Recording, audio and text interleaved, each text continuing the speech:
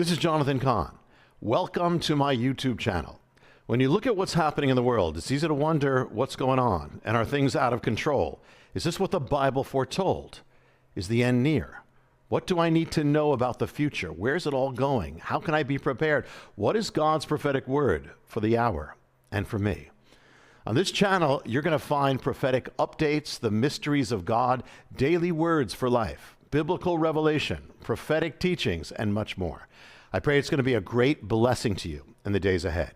So be sure to hit the subscribe button and tap the bell icon so you're notified every time there's a new video that's posted. Leave a comment as to how God is blessing you. And don't forget to share these videos with friends who need to hear them. Thanks again, and God bless you. Shalom. There comes a time when the noise of the world grows so loud that you can barely hear yourself think. We live in an age where every headline screams of chaos, every post reminds you of what you lack, and every silence makes you question if your life is even moving in the right direction. And if you're honest with yourself, maybe you felt it, this gnawing ache inside that tells you something isn't right, something bigger is shifting, and the ground beneath your feet doesn't feel stable anymore. Right now, across the world, people are talking about signs. They're talking about rapture, prophecy, warnings that echo from thousands of years ago. And whether you believe in them or not, you cannot deny that something is happening. Look around. Economies trembling, wars breaking out, relationships breaking down, men losing their sense of who they are, their sense of purpose. And if you've been drifting, if you've been scrolling endlessly trying to numb the ache inside of you, you know exactly what I mean. The truth is, the last sign isn't about earthquakes or stars falling or political shifts. The last sign is already inside you. It's that tug in your spirit that says, wake up. This is your moment. Don't waste it, because rapture, whether literal or metaphorical, is not just about the end of the world. It's about the end of your excuses. It's about the moment you stop pretending you've got forever to figure this out. It's about the decision to step into the life you were called to live before time runs out. Think about it. How many mornings have you woken up tired? Not just physically tired, but tired of pretending, tired of fighting battles alone, tired of scrolling past people who seem happier, richer, more in love, more confident than you. How many nights have you laid awake wondering if you even matter? You've carried the weight of unspoken fears, the fear that maybe you'll never find love, the fear that maybe you'll never be successful enough, the fear that maybe this loneliness will be the story of your life. But listen to me, that ache inside of you is not proof that you're broken. It's proof that you're being called higher. You feel the unrest because you weren't created to stay where you are. You weren't created to live small, hidden, numb, and disconnected. You were created to rise, to love deeply, to lead boldly, to become a man whose life carries weight. And maybe you've been running from responsibility, running from your calling, running from the voice inside that whispers, there's more for you. But here's the thing, you can't outrun eternity.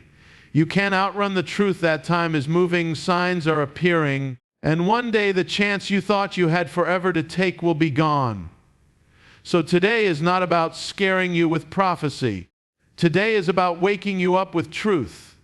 If this is the last sign, if this is the last warning, if this is the last chance to rise before you miss what God has set apart for you, what will you do with it? Because here's the raw reality. No woman will save you. No paycheck will complete you. No distraction will quiet the storm in your chest. The only thing that will is stepping into the man you were meant to become. Anchored, purposeful, connected to something greater than yourself. And that's why you're here, listening. Not by accident, but because this message is your sign. You keep waiting for something outside of you to shake you awake. A headline, a miracle, a lightning bolt moment where suddenly everything clicks and you finally feel like the man you were supposed to become. But here's the truth, it's not coming. The sign you've been waiting for. It's already here. And it's not in the clouds. It's not in the stars. It's not in some world event that makes you fall to your knees. It's in you. It's that nagging feeling you can't shake. The one that whispers in the back of your head, there has to be more than this. That restlessness you feel when you're alone in your room, scrolling endlessly, knowing deep down you're avoiding the real work. That's the sign. That's your rapture. See, we've been conditioned to think change comes from the outside. That something big has to happen. Someone has to choose us, a door has to open, the world has to shift before we can finally move. But life doesn't work like that. The universe, God, whatever name you give it, it doesn't send signs to your inbox. It plants them inside of you. That heaviness in your chest when you think about the life you're living versus the life you want. That's not anxiety. It's a wake-up call. That dissatisfaction that makes you restless at night, that's not something to numb. It's your soul telling you to rise. I want you to imagine something. Imagine if today was the last chance. Imagine if this moment, right here, right now, was the final sign you'll ever get before everything changes. Would you keep waiting? Would you keep scrolling, keep hiding, keep numbing? Or would you finally decide that enough is enough? Because here's the thing, your life is not going to shift until you do. Nothing changes until you get honest about the fact that you've been ignoring the signs. And let me be real with you, it's scary. It's terrifying to admit that the life you're living isn't the one you want. It's overwhelming to think about the weight of who you could become if you actually leaned in. But the most dangerous thing you can do isn't failing. It's staying asleep when everything inside you is screaming to wake up. So stop waiting for the sky to open. Stop waiting for a cosmic explosion. The last rapture sign isn't out there. It's in here, in you. And if you're listening right now, it's because you're ready to finally see it. You know what disconnection feels like. You don't even need me to define it because you've lived it. It's that quiet ache when you're sitting in a room full of people and still feel completely alone. It's when you're texting someone you don't even care about just to fill the silence, just to trick yourself into believing you matter to somebody. It's when you wake up in the morning and your phone is the first thing you grab, not because you're excited about the day, but because you don't want to face what's waiting inside your own head. That's the cost of disconnection, and it is eating you alive. See, here's the thing most people won't tell you: loneliness isn't just sad. It's dangerous. It rewires your brain.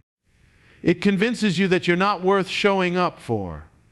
It tricks you into thinking that settling for less, hiding from people, numbing with screens, is just easier than facing the truth.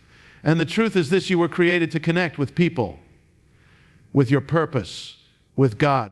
And when you sever that connection, even if it's slowly, day by day, piece by piece, you start to die before your body ever does. I want you to hear me on this. You don't lose your power all at once. You give it away. Every time you say, "I'll start tomorrow," every time you ghost someone who cared about you, every time you hide your feelings because you're afraid of looking weak, every time you scroll instead of picking up the phone to call the one person who might actually understand you, those little choices, they're not neutral. They're costing you something. They're costing you the life you're meant to live. And you know what's crazy? You can feel it. You know the weight of this cost. You know what it's like to walk into your room and feel the silence press against your chest. You know what it's like to have 1,000 followers online and still feel like not one of them truly sees you. And you're smart enough to know that this isn't sustainable. Because if you keep living like this, if you keep choosing disconnection, you're going to wake up one day and realize you've been asleep your whole life. But here's the good news. The cost of disconnection doesn't have to be the end of your story. You can pay attention. You can wake up. You can decide that you're not going to keep bleeding out piece by piece. You can reconnect to yourself, to your purpose, to something higher. And when you do, that's when life begins again. Let's be honest, you think you're in control. We all do. You think you can control how people see you, how life plays out, how tomorrow will look. You think that if you plan hard enough, hustle long enough, or keep your guard up high enough, you'll finally feel safe. But here's the truth: that control you're chasing, it's an illusion. And deep down, you know it. Think about the last time life blindsided you. A breakup you didn't see coming. A job you thought you had locked in, suddenly gone. A friendship that just drifted away without warning. You didn't control that, did you? And yet, here you are, still trying to grip the steering wheel of a car that's already skidding on ice. And what does it do? It exhausts you. It drains you. It convinces you that if you just hold tighter, everything will fix itself. But instead, the tighter you hold, the more miserable you become. And let me say this: trying to control everything is not strength. It's fear. It's fear wearing a mask. Because if you actually trusted yourself, if you actually trusted God, you wouldn't need to control everything. You would learn how to surrender. And surrender, that's where freedom lies. I get it though. Control feels safer than vulnerability. Control feels easier than admitting you're scared, or you're hurting, or you don't have it all figured out. But here's the paradox: the more you try to control, the more out of control you feel. That's why you're restless. That's why you're anxious. That's why you can't sleep at night, even when you're physically exhausted. Because you're trying to fight a battle you were never meant to fight alone. The illusion of control robs you of connection too. You put walls around your heart. You pretend you don't care. You convince yourself that needing someone makes you weak. But control doesn't protect you. It isolates you. It keeps love out. It keeps purpose out. It keeps God out.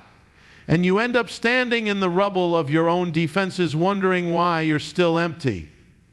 But what if you dropped the illusion? What if, instead of gripping so tight, you let go?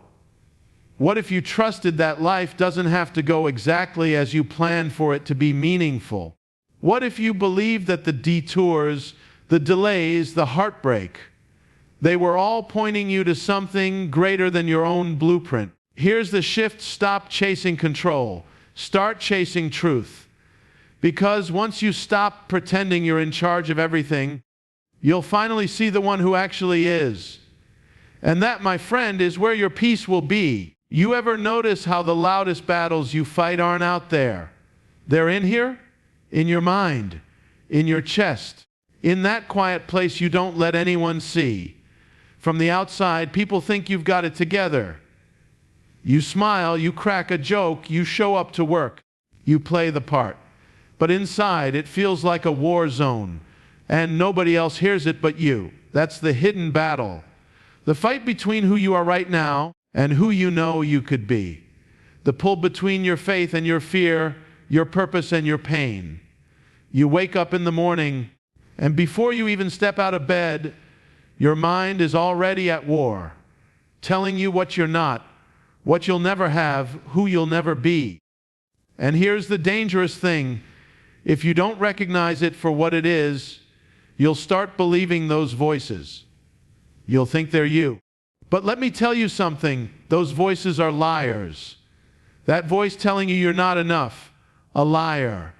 That voice telling you you'll always be alone, a liar.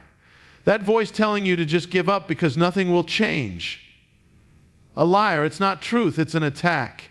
And until you see it as a battle, you'll keep letting it win. And here's the part most people don't want to face: this battle doesn't end when you distract yourself with work or numb yourself with scrolling or hide in another relationship. Because the war isn't out there, it's within. The only way forward is to step into the fight. And stepping in doesn't mean pretending you're stronger than you are. It means finally admitting, I'm struggling. I need help. I need God. That's not weakness, that's courage. Because when you bring the hidden battle into the light, it loses its power. When you admit that you're hurting, healing can start. When you stop pretending you've got it all under control, God can step in and take over. That's when chains break. That's when the weight lifts. That's when you start breathing again. So hear me on this. You're not crazy for feeling like you're fighting something nobody else sees. You're not broken beyond repair. You're not hopeless. You are in a battle, and battles can be won. But only if you stop hiding it. Only if you start fighting with the right weapons, truth, faith, and the courage to be real. The hidden battle is real, but so is victory. And the moment you stop running from it, that's the moment you start winning. Purity. For most people, when they hear that word, their mind goes straight to rules. Don't do this. Don't touch that. Don't cross that line. But let me break this down. Purity isn't about a list of do's and don'ts. It's about clarity. It's about living with nothing to hide, nothing to run from, nothing that chains you to shame when you put your head down on the pillow at night. And here's the problem. We live in a world that teaches the opposite. Everywhere you turn, someone's selling you a shortcut. A hit of pleasure now, deal with the consequences later. We scroll through images that numb us. We chase relationships that are shallow because it feels easier than risking something deep. We let addictions creep in, not because we want to destroy ourselves, but because we want to feel something, anything, for just a second. But here's the truth nobody tells you. Impurity doesn't satisfy, it robs you. It robs you of your strength. It robs you of your confidence. It robs you of the kind of love and connection you were made for. And worse, it convinces you that you can't get free. That's the trap. When you start believing you're too far gone, too broken, too stained. But that's a lie. You're not too far gone. You're one choice away from a different life. And I want you to hear this clearly. Purity is not perfection. Purity is direction. It's about where you're pointing your life. It's about saying, I may have messed up yesterday, I may have fallen 100 times, but today I choose better. Today I choose freedom. Today I choose to live clean because I'm worth it, because my future is worth it. And the amazing thing is this, purity restores power. The second you stop numbing yourself, stop hiding, stop settling, you start gaining your strength back. Your mind clears, your heart opens, your confidence rises, and suddenly you're not just surviving, you're standing tall.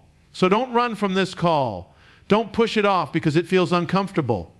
Lean into it because the call to purity is actually the call to freedom. And freedom is what you've been craving all along.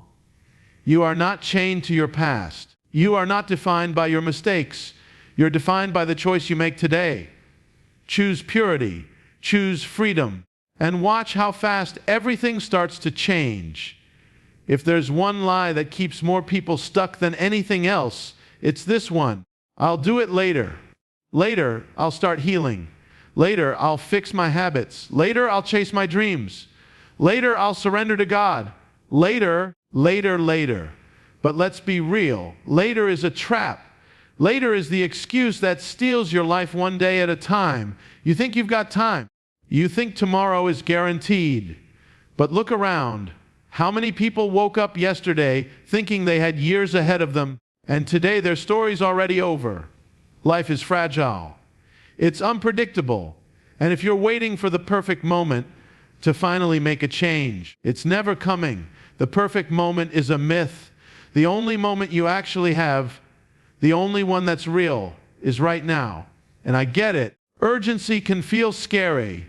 It forces you to stop procrastinating, to stop hiding, to stop pretending that you're okay with wasting years of your life. But urgency is not your enemy. It's your wake-up call. It's the alarm that shakes you out of autopilot and says, enough. Stop drifting. Start living. Think about it. How many times have you said, I'll do it tomorrow, and tomorrow never came? How many dreams have died in the graveyard of procrastination? How many relationships have slipped through your fingers because you assumed there would always be more time? Time is the one thing you never get back. Money comes and goes, jobs come and go, people come and go. But once today is gone, it's gone forever. So here's the truth. The urgency of now isn't about pressure, it's about power. Because when you stop waiting for later, you start living with intention. You stop wasting energy on things that don't matter. You start prioritizing what does. And that urgency, it makes you alive again. It wakes up your soul. So ask yourself right now, what are you putting off? What's that thing you know you're supposed to do, but keep delaying? Stop lying to yourself about later. There is no later. There is only now. And if you don't move now, if you don't act now, if you don't surrender now, you may never get another chance. You want your life to change. Don't wait until next week, next year, or the next crisis. Change starts in the next breath you take. It starts with the next choice you make. The urgency of now. That's your invitation to finally step into the life you were meant to live. Listen, if anything in this message hit you, don't just sit there and nod your head. Don't scroll away like it was just another video. Do something. Make this the moment where you draw a line in the sand and say, I'm done waiting for later. I'm done living small. I'm ready now. Because here's the truth, the world doesn't need more people drifting through life half asleep. It needs people like you, awake, intentional, alive. And if this lit even the smallest spark in you, then share it, pass it on. Somebody in your circle is one click away from giving up tonight, and your share could be the lifeline they need. Like this video, if it spoke to you, drop a comment and tell me the one thing you're committing to today, not tomorrow. And hit subscribe, because this space right here is where we fight back against the lies, the fear, the procrastination that's been holding you hostage. This is not about growing numbers. This is about building a movement. Men and women who stop waiting for later and start living like now is all we've got. Because it is. So if you're ready, don't just feel it, don't just think it, do it right now. Like, comment, share, subscribe. And then take that urgency you feel in your chest and use it to change your life. You've got one shot at this life. Make it count.